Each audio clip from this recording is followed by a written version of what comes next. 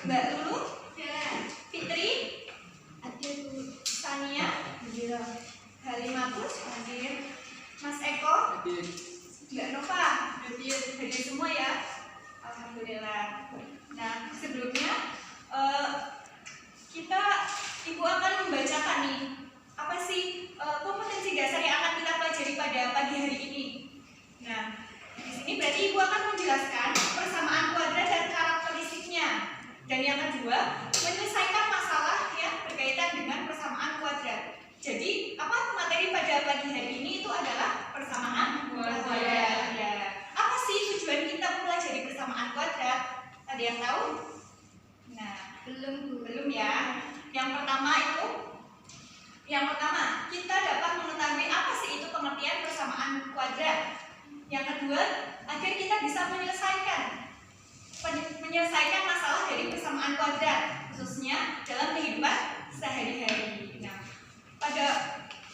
seperti pada pertemuan sebelumnya, di sini Ibu menggunakan metode belajar problem based learning. Jadi nanti Ibu akan membagi 2 kelompok saja ya. Nanti Ibu akan bagi lembar kerja siswa dan salah satu kelompok maju ke depan untuk presentasi di depan seperti itu ya. Nah, Ibu akan mengingatkan kembali nih materi pada kelas 7 dan kelas 8. Masih ada kaitannya dengan pembelajaran pada pagi hari ini. Masih ingat tentang aljabar? Masih ya? Lupa, ya Ibu ingatkan nih. Jadi aljabar itu masih ada kaitannya dengan persamaan kuadrat. Nah, langsung saja persamaan kuadrat.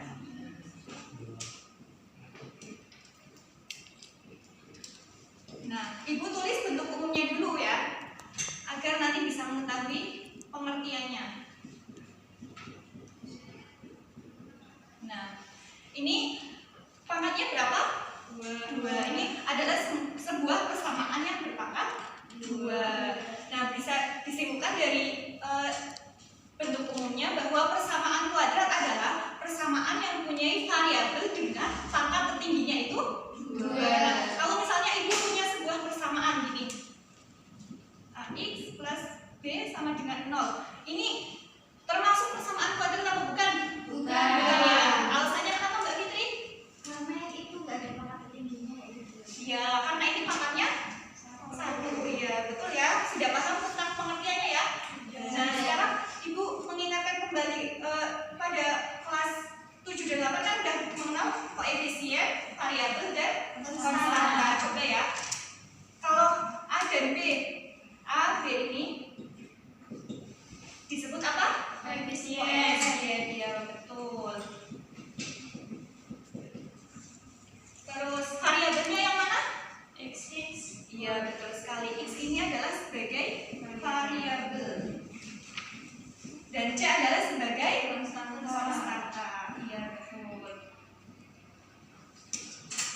Kayaknya kemarin nilainya pada 100 semua ya materi aljabar. Iya. Iya. Itu kan BX, berarti variabelnya yang mana? Variabelnya yang ini, X-nya. Oh iya. Tuh, ini kan disebut pangkat, tapi ini pangkatnya 1 gitu ya. Nah, ini yang namanya persamaan kuadrat. Nah, kita kan udah mengetahui nih pengertian sama mengenal koefisien, variabel dan konstanta. Selanjutnya, kalau misalnya ada soal yang berkaitan dengan persamaan kuadrat dan yang ditanyakan itu adalah cara mencari akarnya. Jadi cara mencari akar pada persamaan kuadrat itu ada 3. Yang pertama dengan metode pemfaktoran. Yang kedua ada metode kuadrat sempurna.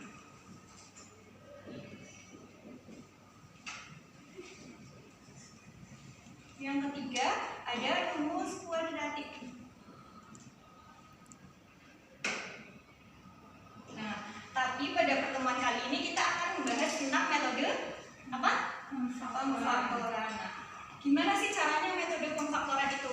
Nah, aku tulis bentuk umumnya dulu ya. Misalkan ada persamaan ax kuadrat plus bx plus c sama dengan 0. Ya, langsung saja penyelesaiannya. Aku tulis x plus b. Ya, iya, enggak. Ini aku punya Bu. Oh iya, terima kasih Mbak Fitri. Pinjam ya. Ya. Jangan lupa dikembalikan.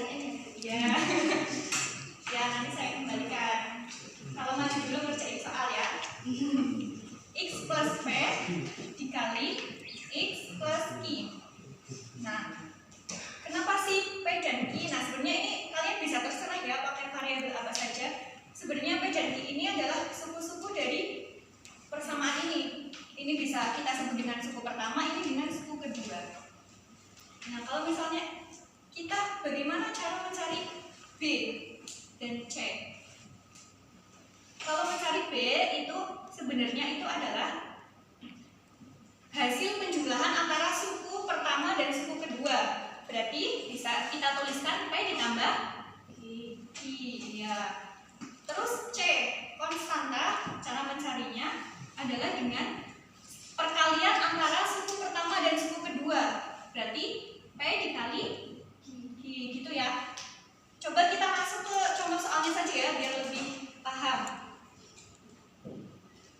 Kalau misalnya ada soal X kuadrat plus 5X plus 6 sama dengan 0. Tentukan akar-akarnya. Jadi kita bisa menuliskan seperti ini dulu. Atau enggak cari B-nya, C-nya kenapa sih jadi angka 5, kenapa sih jadi angka 6? Kita tuliskan seperti persamaan.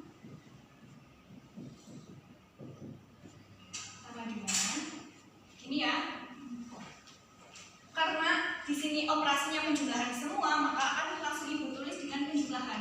Kalau misalnya nanti ada operasi yang berbeda, nanti kalian bisa menyesuaikan saja ya. X, nah, maaf, X. Nah ini kan cari suku pertama dan suku kedua. Nah, jadi sebenarnya di sini tadi kan penjumlahan antara P dan Q, sedangkan C adalah perkalian antara P dan Q. Berarti kita cari angka yang ditambahkan hasilnya sama dengan 5, yang dikali hasilnya 6. Coba tambah 3 Bu. 2 tambah 3 kita cek dulu ya. Misalkan 2 tambah 3 sama dengan 5. Mbak Sania kenapa belum sarapan? 2 tambah 3 sama dengan 5. Ya, 2 dikali 3 6. Ya, betul sekali. Berarti ini bisa kita sebut dengan suku pertama atau P dan ini Q. Kita langsung tuliskan saja ya. 2 dan 3. Nah, belum selesai sampai di sini, kita harus mencari akar-akarnya dulu. Kita langsung jabarkan saja. X plus 2 sama dengan 0. Maka X sama dengan pindah luas.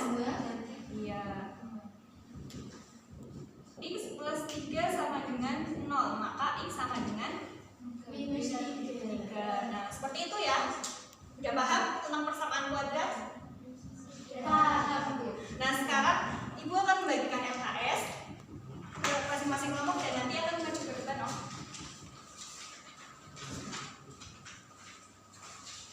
Mandiri atau kelompok Bu? Ini kelompok ya. Oh iya. Silakan perwakilan dari kelompok 1 ya. Sudah selesai? Sudah. Silakan perwakilan kelompok 1 maju ke depan. Mbak Fitri. Nanti sambil diajarin ya Bu. Ya. Sini aja biar nanti enggak tahu. Yang ini.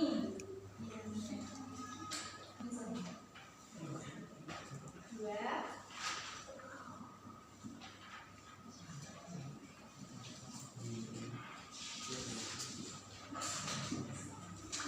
Gimana? Dari kelompok jawabannya sudah betul? Sudah ya. Tepuk tangan untuk Mbak Fitri. Nah, terima kasih ya. Itu tadi pembelajaran pada pagi hari ini tentang persamaan kuadrat, dan tadi terima kasih untuk Mbak Fitri yang sudah menuliskan jawabannya. Jadi silakan dilihat LKS-nya. Di sini kan ada my feelings after studying math. Jadi nanti kalian tuliskan lingkari ekspresi yang mewakilkan pembelajaran kalian pada pagi hari ini ya. Di sini silakan dilihat. Untuk soal memori yang nomor 1 nanti bisa dikumpulkan minggu depan. Nah, itu saja pembelajaran pada kali ini. Mbak Sania bisa menyebutkan kesimpulannya? Bisa Bu. Persamaan kuadrat adalah persamaan yang mempunyai pangkat tertinggi variabelnya adalah 2. Iya. Untuk metodenya ada berapa? Ada 3. Ada berapa? Pemfaktoran, kuadrat sempurna, sama rumus kuadrat. Iya, itu saja ya. Nah, sebelum kita mengakhiri pada pembelajaran pada pagi hari ini, silakan untuk Mbak Sania memimpin doa. Doa mulai.